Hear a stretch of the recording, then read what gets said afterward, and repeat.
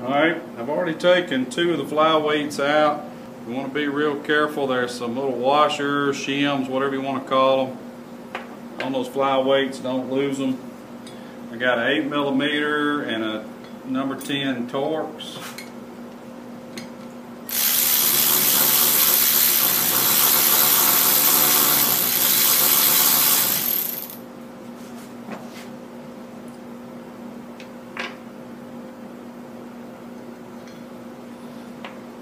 I do have a workbench somewhere, but it is covered up in other clutch work. And I decided to do it right here on the back. Alright, like I said, is make sure the shims, or whatever you want to call them, washers, are there. Taking the liberty, going right by a setup sheet. Says to use aluminum, hollow aluminum rivet in my setup, which is stock. So I've taken the stock rivet. You can follow it right in the instructions. I don't think you need me to show you how to do it.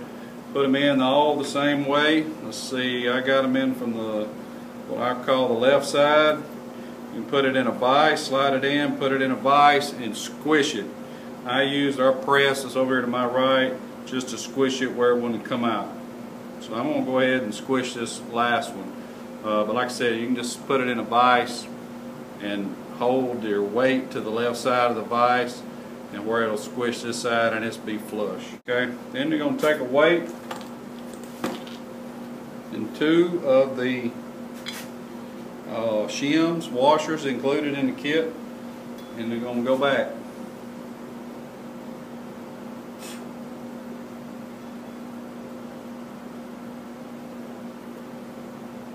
Sometimes it's kind of tricky to put these in.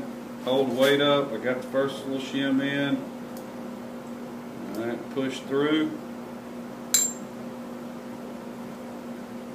And I'm going to slide this down in here.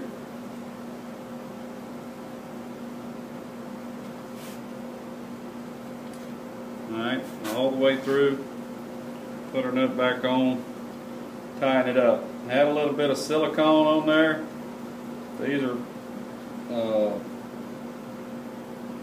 and it would be a good idea to put a dab of silicone on the after you're done, just so that it won't come off.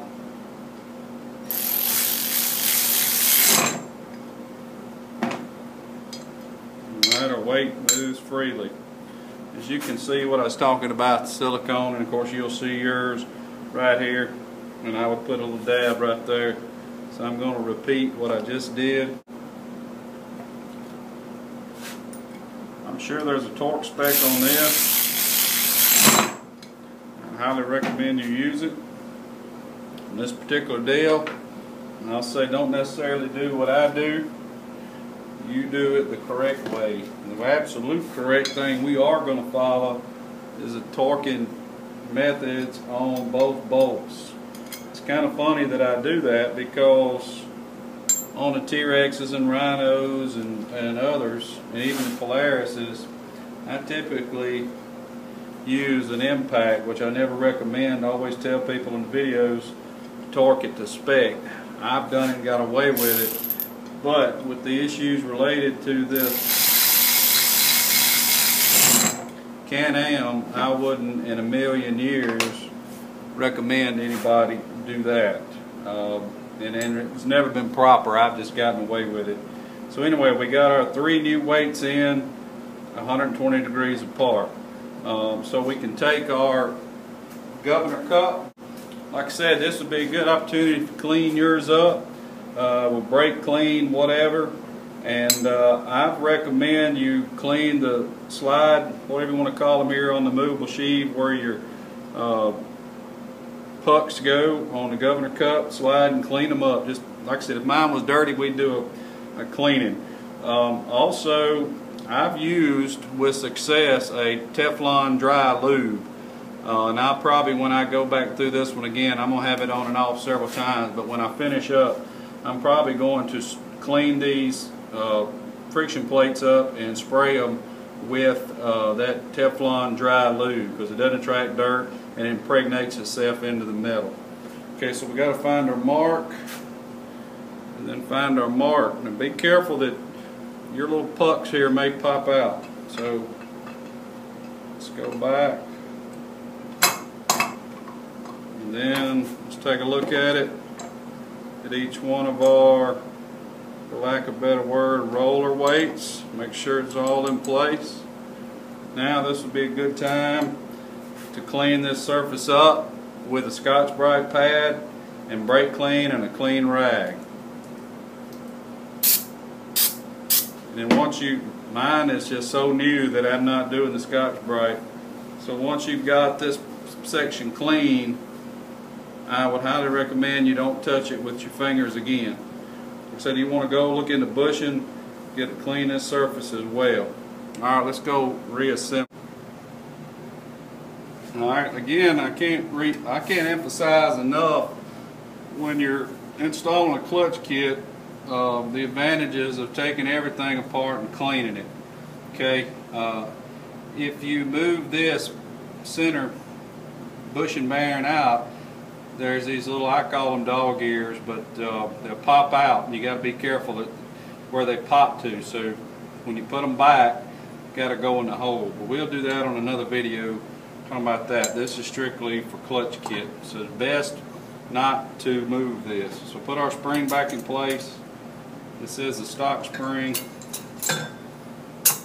Okay. And now, like I said, our two mating surfaces on our taper are clean.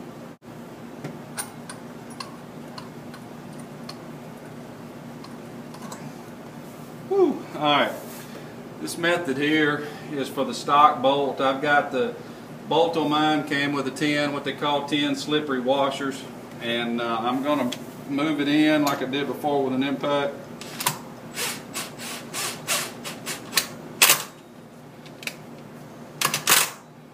Okay. Now I'm going to torque it to 95 foot-pounds. So let me place my holder on there. Again, this is a Arctic holder.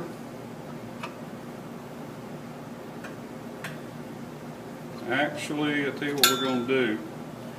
We're going to bring this over to the where it'll stick out the furthest and hit up here instead of on our pipe. Okay? Now it's not going to move right there. So we're going to take our torque wrench. I've set it to 95. Starting to tighten up.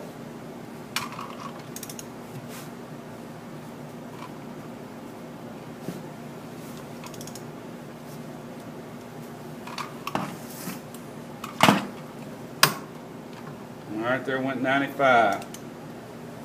Make sure.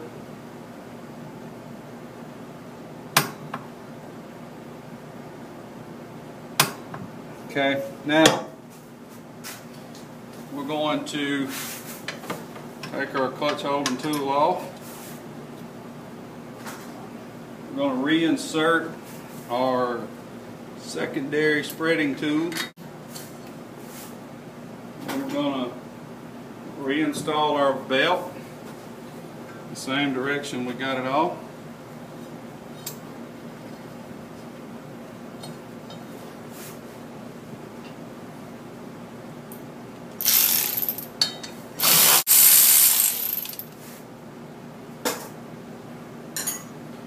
And then in neutral, I'm going to rotate my secondary to my belt. It comes back up where it's supposed to be. And I usually like to, hopefully the camera won't fall.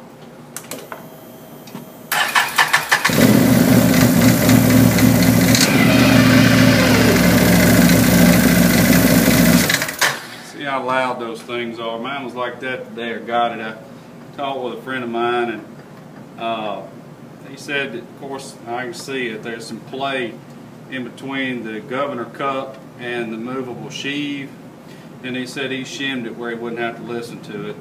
But Can-Am made it that way, and with a cover on it you don't really hear it, so I'm not going to sweat mine. Okay, at this point we're basically done, but not done. You want to put your seat in, slip the cover on it, put a couple bolts in it, go drive it for a few minutes, engage your clutch, disengage it, just driving around in and out of gear, or not in and out of gear, but stopping and starting for a few times, give it some gas, and then come back in here and then retorque it, and that's what I'm fixing to do. Alright, just got through running it, went and did a little drive, and come back, let it cool down a little bit. I retorqued my primary using the same method. I meant to video it, wasn't no big deal, same as before, put the holder on there, torqued at 95. I was able to get it moved, the torque wrench moved about a quarter of a turn this time. So then I backed off, tick, tick, tick, it's torqued at 95 foot-pounds. So hopefully we don't run into any problems with primaries in this. What I did notice while I was driving, I was a little quicker. Dalton reports about 2 seconds, 2/10 of a second or so quicker, and 2 or 3 miles an hour quicker to 400 feet mark. To me, that's really not that important. For me, I got a couple of tenths quicker to 50 miles an hour, and the main thing I noticed is my RPM drop that everyone seems to complain about with this Maverick is gone. Where it run up to about 78, 7700 RPM and then drop back 2 to 400 RPM and then back up.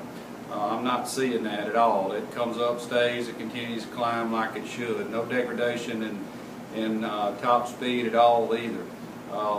Just keep in mind, the purpose of the clutch kit is if you make some modifications, engine, tires, so forth, so on, to get RPM back in line, and this kit will certainly do that for you.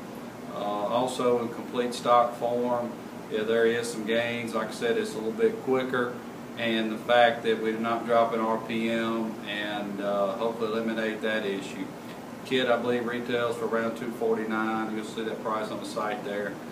It's one of the cheaper Dalton kits, and seems to work as advertised.